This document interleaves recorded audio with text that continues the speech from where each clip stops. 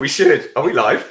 I don't know. It's impossible to tell, really, isn't it? Nothing says you're actually live now. Yeah. Big countdown. Anyway, just in case we are live, and I suspect we probably are, just in case we are live, hello, everybody, and welcome to SalesTV. I'm sure Andy will be joining us shortly.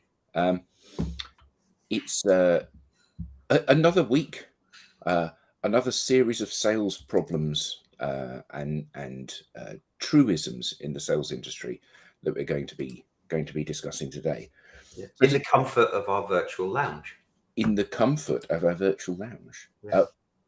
A virtual lounge that all of you are very welcome to join. Yes. Ah, good morning. I'll change the view because we're very dynasty-like, aren't we? Yeah. Good morning, Andy. Good morning. How are you? Dynasty instantly took me back to that joke. I don't know if you saw it, which was Bobby Ewing. Somebody put him up on LinkedIn, and what was it? It's like hyperinflation, wildcat strikes. If I wake up and Bobby Ewing sort of like steps out of the shower, I know I've been in a dream since the 1980s or something like that, isn't it? Yeah. Well, so actually, sometimes you do feel that you've been in a dream since the 1980s, don't you? You know, you and I think LinkedIn is a beautiful metaphor for how some people are still living in a different decade. You know, the outreach that you get from people, because if somebody actually knocks on your door and comes to your door and opens their coat and says, "Do you want to buy a watch, mate?" You know, they get to see your kind of, "Oh God, not you again." But on LinkedIn, you don't have that overhead. So people are sending out these vacuous, pointless messages where clearly they've not done the slightest bit of research and are still living in the 1980s. And it's great for them to be able to do that, isn't it? Even though it clearly doesn't help them towards making their number or indeed making any friends. I think it's quite funny. I mean, when you change your profile, particularly, and someone said this, when I eventually become actually a doctor, you will see the people that don't put any effort into your point, because you'll get "Dear Doctor" and your LinkedIn outreaches. Yeah. At the moment, I get "Dear Lecturer," and it's like, you go, really? Come on. Yeah. Oh, that would be great, because you'll be able to say, "Trust me, I'm a doctor," won't you? And the only reason I'm doing it is that I can apparently perform minor invasive surgery without people's permission. Into their minds. Into their minds. Yeah. I just mess with people's minds, Alex. It's not. I don't need surgery for that. So anyway, today we were going to be talking about three things, or as many of the three things as we get round to today. Player manager role in sales. Should sales leaders be actually selling? Does the role still exist? Should they be leading by example? Sales in startups. You know, so often when we think about sales, we think about a structured, established organization that has a sales function. But much of the commercial world is startups these days. So how do startups sell, and how should startups sell? And lastly, is sales speak ignored? Well, obviously, if it is, you're just leaving money on the table. Further to your comment earlier, Alex, yeah. You know, salespeople use all of these cliched phrases, and often not initially, but they come out. The truth will out, won't it? Yes. Good morning, Ian. So, who wants to kick off, and with which of those? And anyone in the audience who wants to pile in and say that's a load of garbage? Yeah, come on, join us. I think I'm going to start with, is sales speak ignored? Because and I apologise to the person that shared this idea with me, but it really kind of rung a loud bell in my mind, that, you know, for many years, you know, traditional outbound sales techniques are being ignored, as tailored as you make the email. Oh, startup sales, my bag. Oh my God. That's not the Alan Clark, is it? No. Have you just got an email from Ben Dorks? Ben, I'm so sorry. He was supposed to be on today, wasn't he? I sent the invite, but I didn't get a response. I will send him another link to it now. Yes. Brilliant. Okay. Ben, I'm so sorry. It'll be with you in a second. It's almost like we didn't plan this. That's the beauty of it. Right. Carry on going whilst our glorious technical admin sorts everything out seamlessly behind the scenes. Carry on, oh bearded sales guy. What were you going to say? Well, what I was going to say was, as sales messages start to get ignored and people stop answering the phone, there's this notion of the sales language pouring out of salespeople's mouths, and when that happens, the recipient recognizes that and starts to zone out and ignore salespeople. And actually, I violently agree with you on that. But bringing it back around to social media, I think it's caused genuinely by a lot of people using language on social that customers and buyers find and then go, it perpetuates I don't trust this. It's about you. It's not about me, to use sales speak. So things like how to smash your goal, the top 5 tips, how to crush your target. And you go, God almighty. I mean, you don't see other professions doing that. So we don't help ourselves in perpetuating crap speak. Yeah. And so people go, you don't see a doctor going, crushed my doctoral target today. I saw 75 patients, which is 15 over goal. And you go, what? Yeah. Really? It's just like... Yeah, we're laughing, but it's true. So why is that? Hold on. Yeah, button up T-shirt. There we go. Is that actual criticism of our dress code, Mark, or is that? It's a criticism of your dress code, Andy. No, I think it's a compliment because I have my top button up. Did you? I like to try and brush up the chest hairs. Not a lot of it, but I like to get it up there, comb it upwards. Mark, so that answers your question. That's quite an interesting one, isn't it? Once you become a trusted advisor, I think sales speak is pretty much ignored. I think that's true to a certain extent, certainly. I think you are inside the circle, aren't you, at the point that you've become the trusted advisor. But I think that's only probably true of smaller businesses. Alex and I have worked in big tech. The sales function is very different from the delivery function. The sales function does win trust and does close deals. What it doesn't do is ever become the trusted advisor, because actually we're not the people that are implementing in that situation.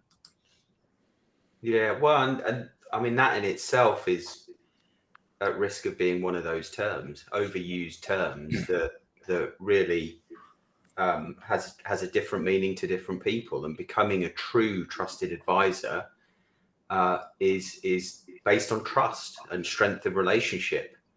And do I believe what you're saying? Therefore, am I going to trust, the words that come out of your mouth? Yeah, but that's the interesting thing, isn't it? It's if you ask people genuinely, how do you get competitive advantage for your company from your salespeople? It's actually through individual brand, the brand of the individual. But there's nothing that there's nothing that's been done yet that actually allows salespeople to project a brand, a personal brand, in the way that other organizations do. Not other organizations, so other professions, vocations do. And that's got to be the tackle.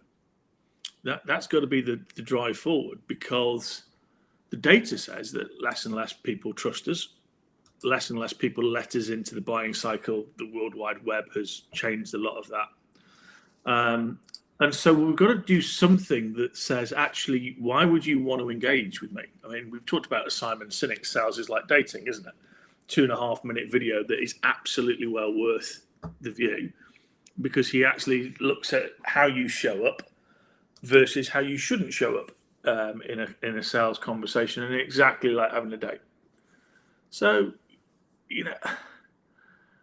I think the reality then is that if we can get to a point where people want to engage, then you get to be that trusted advisor.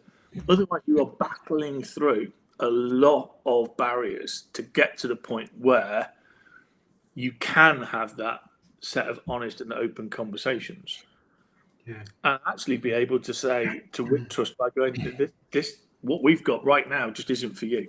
It's not going to work for you. So yes, we want a relationship for long term, but right now this isn't a deal that you should be doing with us. I think though the challenge with that is that most salespeople, and we've covered this many times in previous sessions, most salespeople are so far away from their target that those are not words that ever exit their mouths. You know, I'm on the verge of being sacked. I have to sell something. Yeah.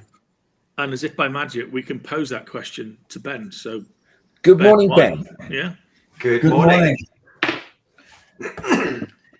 Welcome to our virtual sales lounge. Thank you. I do apologise. I didn't seem to have a link. So sorry for my tardy arrival. It's not your fault. I'll take responsibility for that. It's my fault, for which I apologise unreservedly.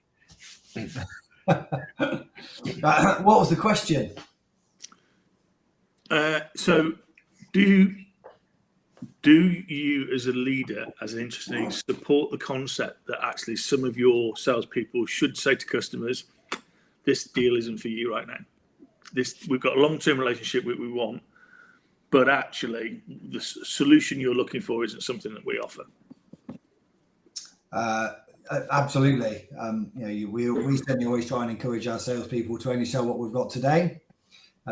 Future promises only ever come back to haunt you, but for lots of reasons. One is it creates, so we talk a lot about expectations exchange with the customers. You want to deliver assured outcomes.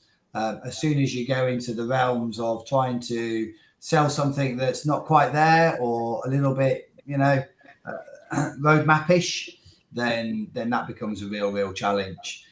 That's not to say that if you've got committed roadmaps, you can't sell against the roadmap, but it's always that very big concern of trying to sell something that's just a little bit of an extension of the roadmap. We don't actually allow our salespeople to do that at all. It has to be approved all the way through, mainly to ensure that we don't disappoint customers. Ultimately, as a supplier, you're trying to deliver outcomes for the organisations in which you serve, and especially in the industries which we do. They're highly regulated. There's big impacts about us getting it wrong in terms of financial, reputational, or even loss of life. So we always make sure that we stay within the confines of what we're able to deliver. Maybe tell us a little bit about you, Ben, to help the audience get a feel for who you are and what you do. Because when you use the word saving life, my ears pricked up. So for those who don't know me, I'm Ben Dodds. I'm a chief exec of a company called IdeaGen. I started life as Andy would know as a salesperson when I was 16 years old. So I started life as a door knocker, selling pens and pencils and stationery to Leicestershire Industrial Estate. Nice. Got into IT in my sort of mid 20s. I did reasonably well in enterprise sales. Thought I should start my own business in my early 30s. I sold that to a company called IdeaGen 10 years ago. So in my late 30s, which was a stock market listed business, I became chief exec of IdeaGen in 2017, 2018.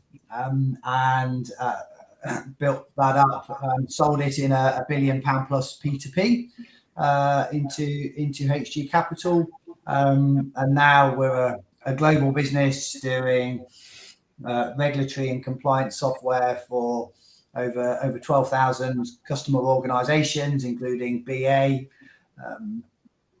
Emirates, Commerce Bank, 35 of the top 50 life science companies, with over 1,500 colleagues around the world. And we are on an M&A path to become the largest supplier of regulatory and compliance software in the world over the next 2 to 3 years. So we sort of acquire 10 to 12 businesses every year that we bring into the IdeaGen community. Nice. What's kept you so long? I mean, you're twiddling your thumbs, aren't you? Yeah, I was going to say, so follow that.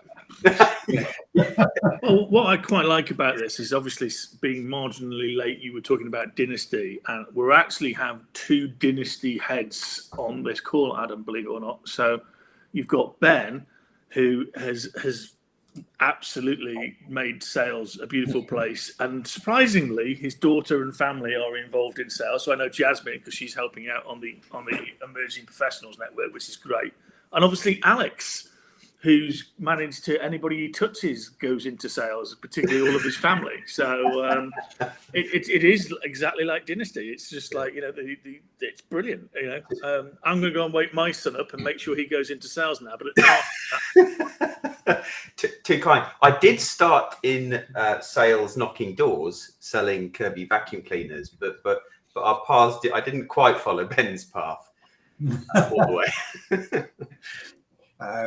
There's nothing wrong with a good Kirby vacuum cleaner, although why anyone would spend £600 on one 20 years ago, who knows? yeah, exactly. £1,200 actually. Yeah, I was going to say, I thought it was a lot more than that. I've just got this vision of being a household owner something like 20 odd years ago, and you two turning up and knocking at the door. It's just like you'd be banging crooked pieces of wood and nailing it in there. It's just like panic. It's all out. I can clean the carpet. You can help them write the letters. Exactly. In my lovely Burton's, olive green polyester suit that I used to wear. It was lovely when it got wet. I've still got one of those. It's joyous. It's great if you walk briskly in it, you glow. It charges itself up. Anyway, joking aside, back to this question of the long-term relationship.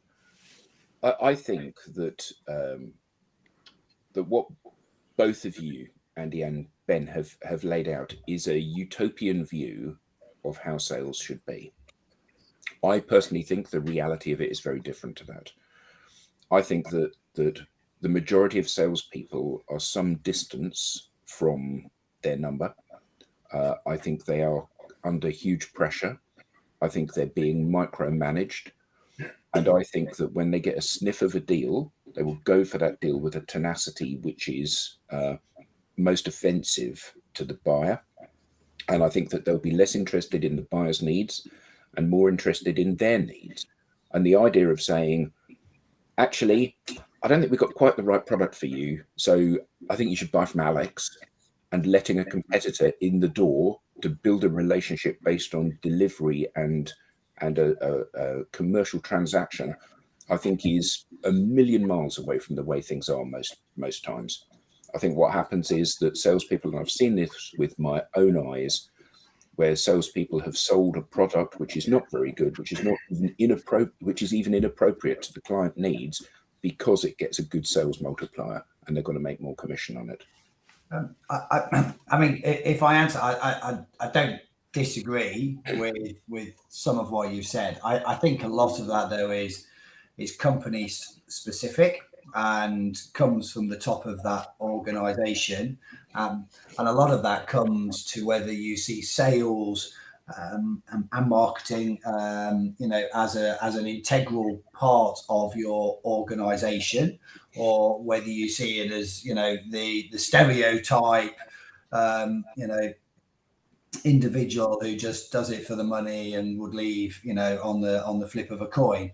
I think if you invest into your sales and marketing, and we invest a lot into our sales and marketing, we have our own sales academy. 41% of our quota carrying salespeople, we have well over 100 quota carrying salespeople, have come through our academy.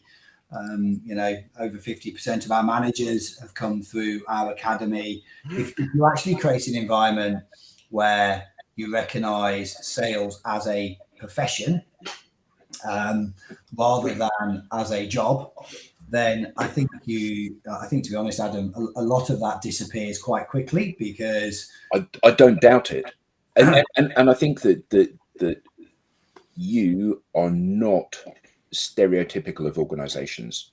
I think that's my point. You've set out your stall as you want things to be, and people within the organization have fallen into step with your vision for what this should be. Absolutely, it's about relationships. Absolutely, it's about doing the right thing by the customer. And I, you know, I talk to, I don't know, 10 businesses a week, and very few of them are even on the same playing field as you from this perspective. It's all about numbers for most of them. And part of the challenge here is that they have for so long been doing the wrong things, which have failed to drive revenue.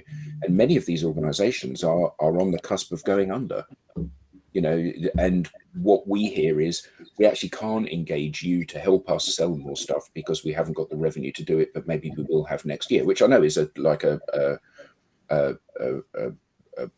one of those ever decreasing circles, isn't it? It's like, what are you going to do differently tomorrow, which is going to give you the money to engage us to help you make more money? You need to make the decision now whilst you're still here. But for a lot of these organizations, they are teetering on the very brink. They're either waiting for their next round of funding, or they're hoping that that things will improve. That deal that's been promised, that John in sales has said he's going to be bringing in for the last 6 months, will actually land, and that will bail us out. And I think what we've got is a systemic failure of the sales industry, because people are encouraged to do the wrong behavior, which makes the wrong behavior prevalent, which means that the buyer doesn't engage with salespeople the way they once did, so they don't allow salespeople in to help them often. So I think obviously this having Ben on the call is costing me a lot of money because I can't reference him as much as I could last week. There's a couple of things on a serious note that I think Ben does, and I'd like your view, Ben, as to how you do this, and is it unconscious or conscious? And there's one thing that you don't do. So I'll cover those things. So, and it's very much linked to my conceptual model that I'm researching, which is, I think, Ben, you create an organizational culture, which is clearly, obviously, something that you take responsibility for, and that organizational culture is very positive. I think you create a very positive and caring, psychologically safe environment. And the thing you don't do, what I see, is that you don't assume that all of the young salespeople and young people in your care have to have an experience that you had when you were their age. You actually do engage and think about these people in the modern context. So to recap, two things: you do great organizational culture, great psychological safety, and you don't make the mistake that I think, Adam, you referenced a lot of people do, which is, I will do what happened to me when I was their age. Absolutely. Yeah. How have you taken those? On a serious, how have you taken those decisions to do that, or is it just natural to you? I think it's always conscious. And I think to reference a couple of points there. So I mean, I think, Adam, it's not salespeople that fail; it's businesses that fail. Yeah, absolutely. You know, and it's certainly in my world of tech that, you know, you're either dead or you're growing. You may not recognize you're dead, but once, you know, if you stop the momentum and the go-to-market positioning and the sales execution through poor leadership, and often poor leadership, poor product, poor culture, then you're absolutely right. You're on your way down. And a lot of that, I probably speak to 100 organizations a year, because we buy a dozen organizations a year. So, you know, just through the natural reverse sales funnel of M&A, then I speak to a lot of organizations. And actually, taking up on your point, Andy, what you see is a lot of old culture. You know, this is the way that we used to do it in PTC in the noughties. So we're going to treat our salespeople like that, you know. And PTC was fantastic. You know, Medic has survived and will survive, you know, my generation and probably the next. You know, my daughter knows Medic today in the same way that I know Medic. Yeah, so I think there's lots of great things that came out of it, but that very alpha male characteristic culture, you know, the hardest person in the room, the person that spoke the loudest, all of that falls away. You know, today it's a very different environment. It's actually often the introvert and the quiet voices. And certainly if I look at the gender balance of our sales team, it's nearly 50-50 between female and male. Wow. It's a very different world out there. And we have to recognize that actually how people engage, how they communicate is vastly different. And you can really encourage that. And so, Andy, it's a very conscious behavior that, as a business and as individuals, sales is on an evolution path at the moment that is very, very fast. Buyers are more engaged, buyers are more knowledgeable. Tech is ubiquitous throughout their organizations. We're not selling products anymore. We don't sell a product. I mean, that's pretty old hat. You are selling, desired outcomes. You're often even pricing against those outcomes rather than against how many people might use the system on a day-to-day basis. The world is moving very, very quickly, and I think unless you recognise that you need to move with it, you're in real trouble. Yeah, so 100% agree with you, Ben. I've been lucky enough to work in an organisation in the past where they had a similar mindset, but it really did come from the CEO, and it was co-created with the leadership team.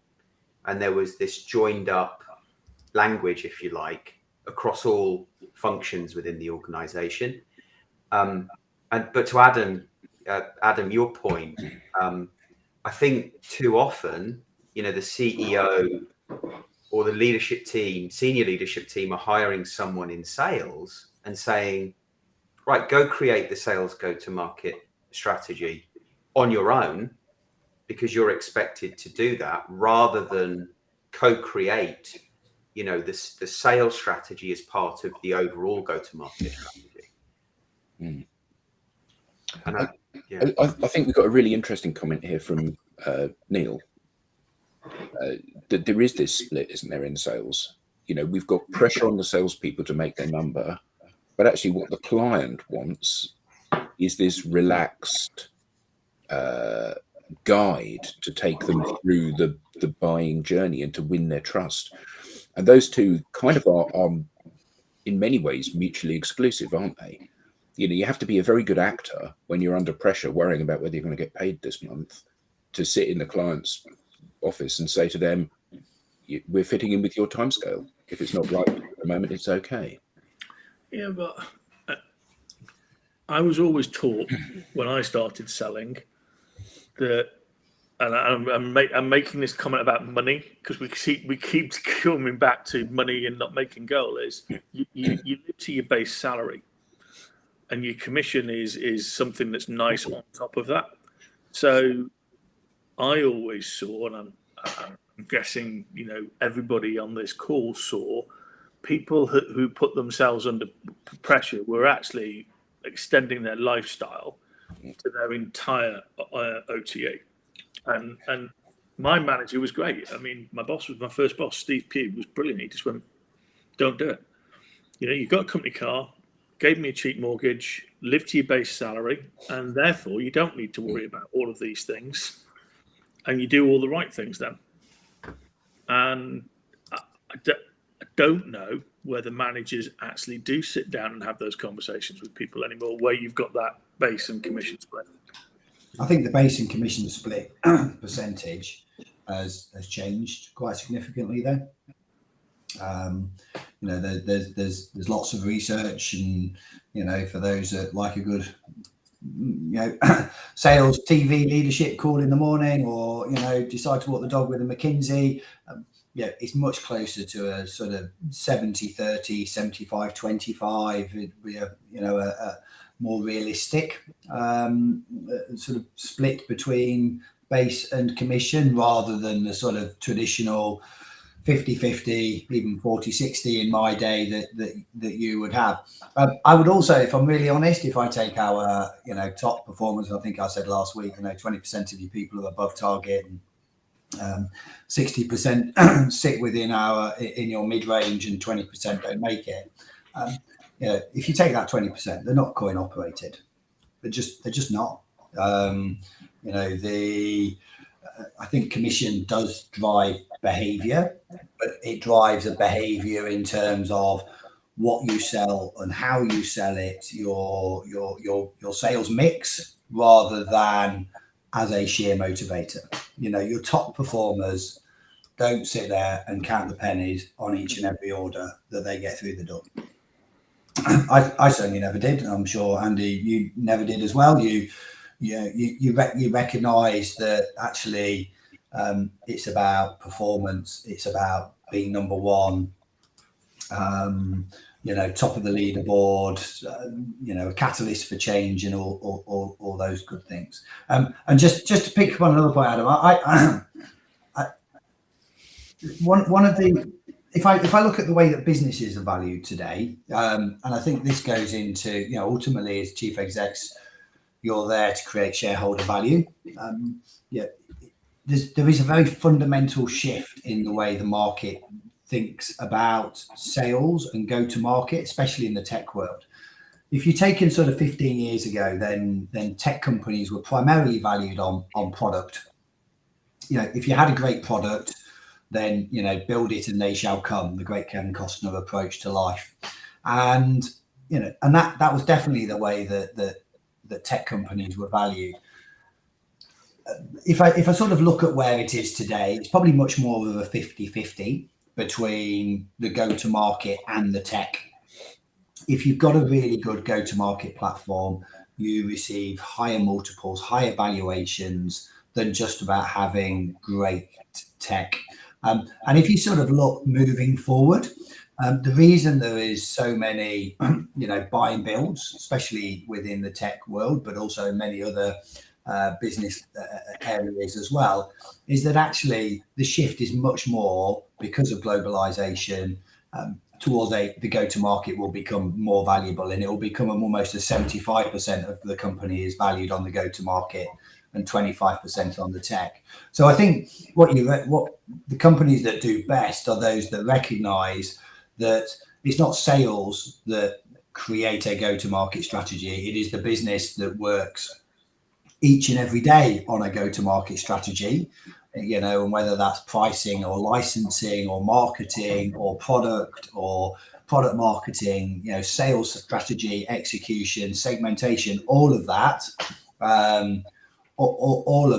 is around go straight to value and is vital for the most successful companies. And I think everybody recognizes that as the businesses continue to evolve and grow, that sales is just a huge important cog, but of a wider go-to-market strategy and execution. Yeah. So I think it's great what you're saying then, but I think for the audience, there's a fair amount of salespeople listening. So when you're saying go-to-market strategy, do you want to just share a little bit more about what makes that up? I thought it was a breakfast meeting. It is. Just while you're swallowing that, to follow the lovely comment from the lovely Mark McDermott. You can find out more about us. I just changed my name and Alex just changed his. So you can find us on LinkedIn, where you can find all about us if you just Google those names. Go for it, Ben. Sorry. Don't Google me. I can't remember what I was on there. So go to market for us includes, and so, you know, first and foremost, sales for me is always the most important cog of a go to market operation. Certainly in the worlds that I live in, you know, where the sales team, you know, are executing the final piece of a jigsaw. But whereas 20 years ago or 30 years ago, you know, I think salespeople executed most of that. You know, they were in the sale very early. They were often even creating the need for that customer. The customer may not have even recognized that they needed to do something 25, 30 years ago. before the internet, and when you used to have to go to visit a payphone to phone your boss. So you were creating a need. So I think sales was a very, very different environment then.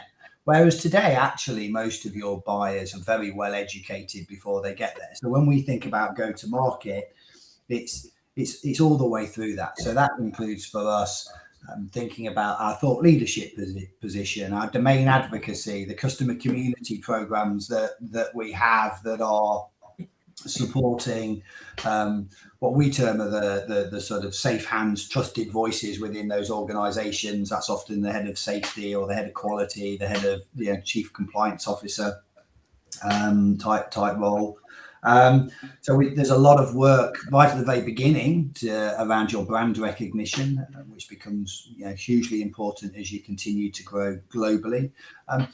When we think about marketing, we're thinking about everything from the pricing that we're offering in those different areas. That's hugely important, and sales feedback is essential for that, because we have a pricing department, pricing team here that go out into the market. They look at what our competitors doing.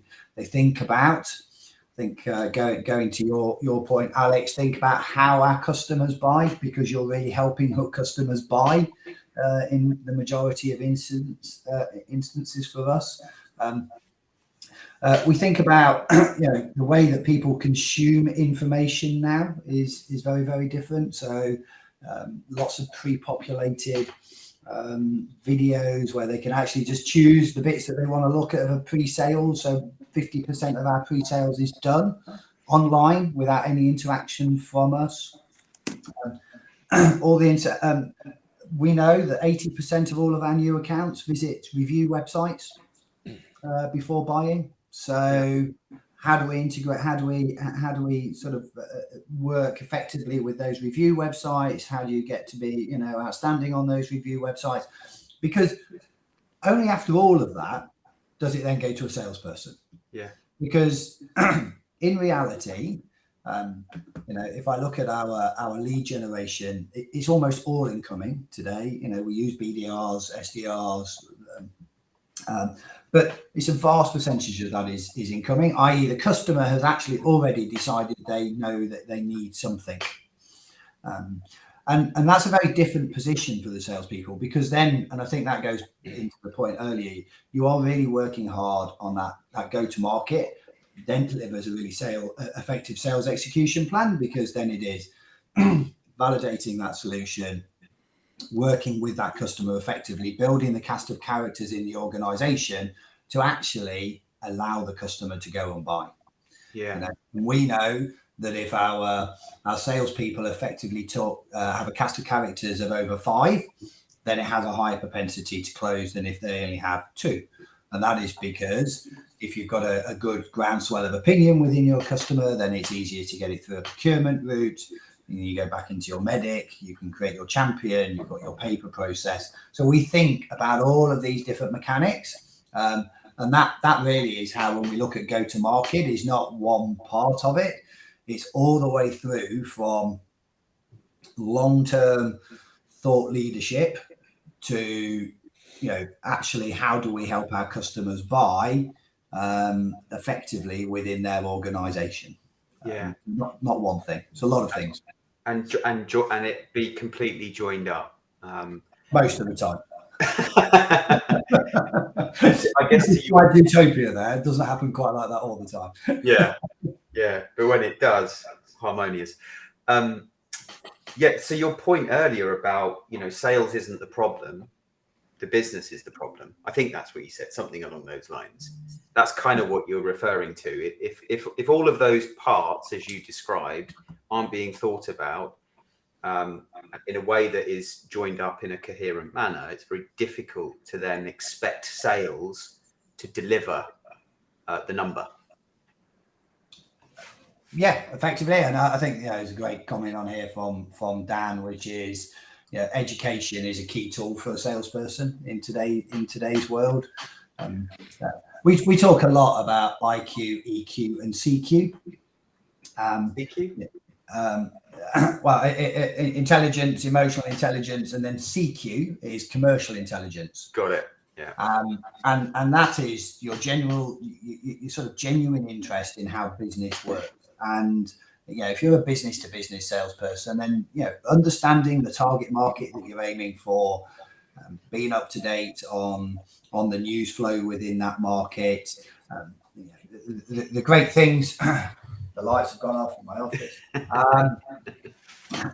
Thinking all the time about how you can support and educate and challenge the customer, is so important. And those people that think like that and act like that, and that goes right back into, they're the top 20%. It's not about being a coin operated commission salesperson. It's about those people who are evangelical about the market they work in. They want to be a success. They want to educate. They want to deliver a difference, and they invariably are your top salespeople. But isn't there a and we had somebody else talking about the dichotomy between the short term and the long term sale. So somebody said about Yaya said about this. Saw a post on LinkedIn saying, "Can you sell ice to an Eskimo?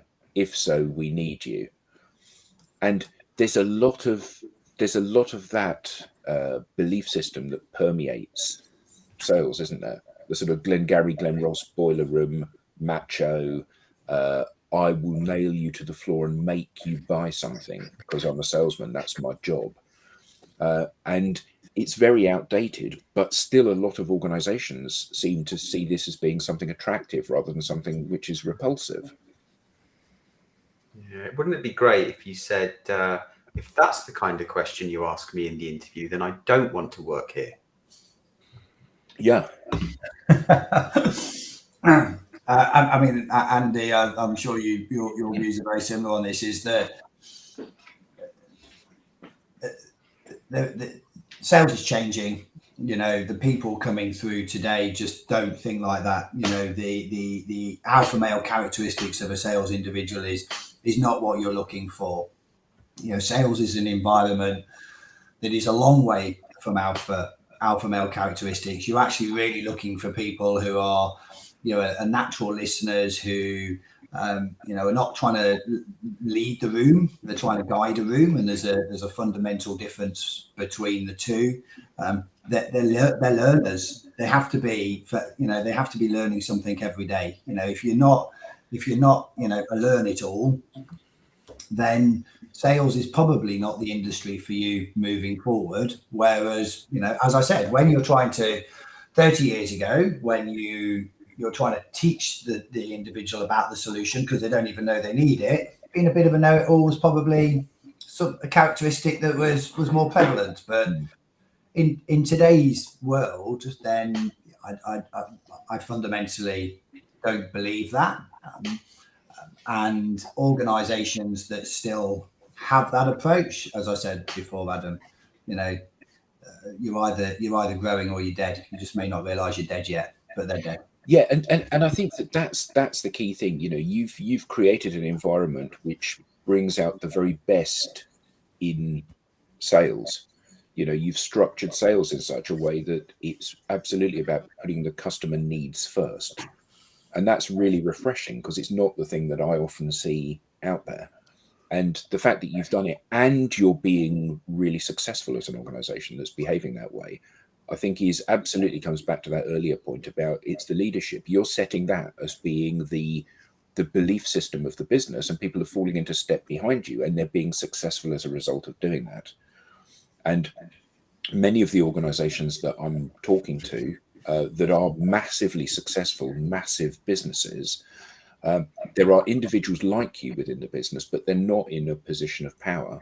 So they're having to manage the fact that I know that the route to market that I'm being told, my KPIs about my behavior around cold calling, around cold emailing, around going to events, those things are not driving the conversations that lead to sales and the relationships that I need, but I'm still being asked to do that. And despite the fact that no person within the organization that behaves that way is being successful. That's still kind of baked into the DNA of the organization. It's really, I mean, there isn't an easy answer, because I certainly recognise as formerly being, you know, a sales leader and being a sales manager of 5 people, being an enterprise salesperson of 1, and being a chief revenue officer with 60 or 70, to being a chief exec with 1,500, that I can't make everybody happy all of the time.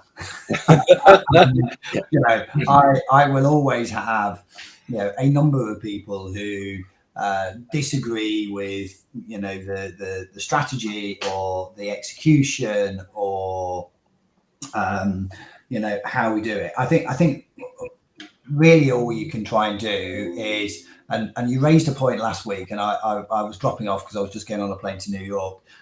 Sounds exotic, it's not. The budgets have to be built from the bottom up and the top down. You know, if you don't do that, then you're in all sorts of trouble. So you've always got to listen to all of the individuals within your organization. You've got to take on board those points, Adam, because there's no point in building a sales target that functionally everybody in your organization disagrees with. You know, if I look at the way that we built our sales budgets, we have a baseline like for like 14% growth within our sales budgets this year. We then will have a number of value creation plans over the top, some of which are sales relevant, i.e.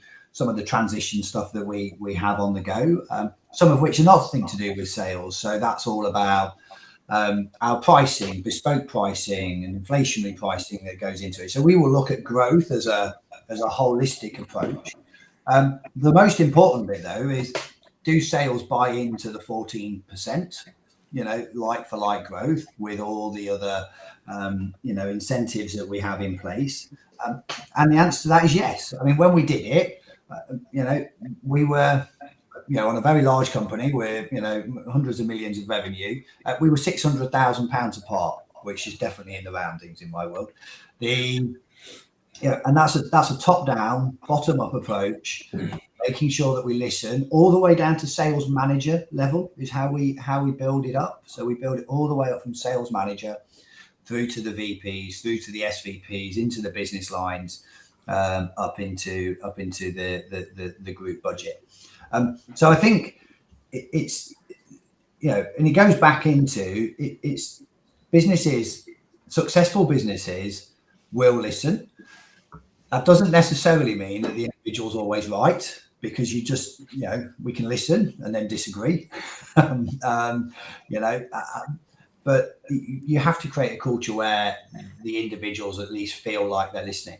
I just want to answer one other point before.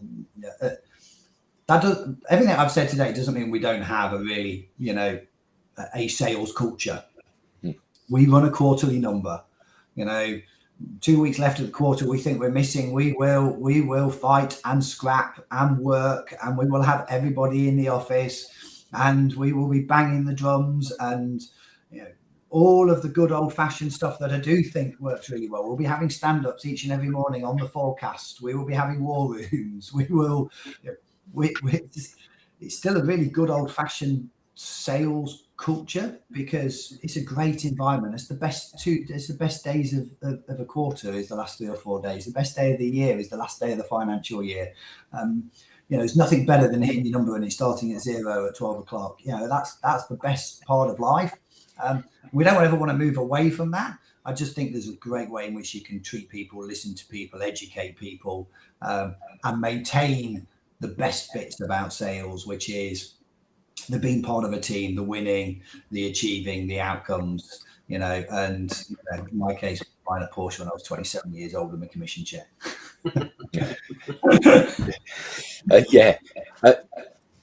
We're at time. So what can I say to sum up? Ben, thank you so much. Your insights and inspirational view of a sales structure within an organization has been a breath of fresh air. Brilliant. I think it demonstrates that it can be done. And often I think that that people that are leading organizations or leading sales teams, or even at the coalface salespeople, they need to see that there is a better way than the way that many organizations adopt. And you are proof positive that it is possible to do that. So thank you so much. Thank you to everyone in the audience. We've had some fantastic questions and loads of questions and comments today. That's been brilliant. I can only assume it's because Ben's here, and therefore people are actually paying attention and listening and finding something of value here, rather than just going and making their cup of tea and eating their sandwich. So Ben, thank you so much. I hope you'll come back again. And until the next time. So if you're in North America, that will be later today. If you're in Europe, that may be later today as well. And if not, next week. So thank you all very much, everybody. Have a great week.